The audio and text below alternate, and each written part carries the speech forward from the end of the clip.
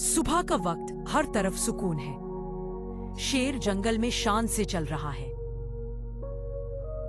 अचानक एक बड़ा टाइगर जंगल में दाखिल होता है। हिरन, बंदर हैरान होकर देखते हैं कि नया जानवर कौन है।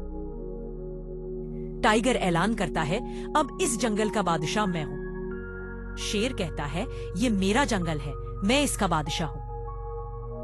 सब जानवर डर जाते हैं। दोनों का जबरदस्त टकराव शुरू होता है। दरख्त हिलने लगते हैं, परिंदे चीखते हैं।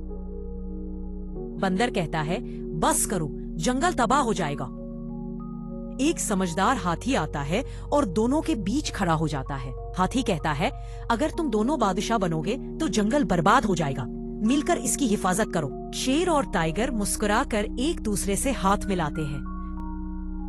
जंगल में खुशी की फजा, जानवर नाचने लगते हैं।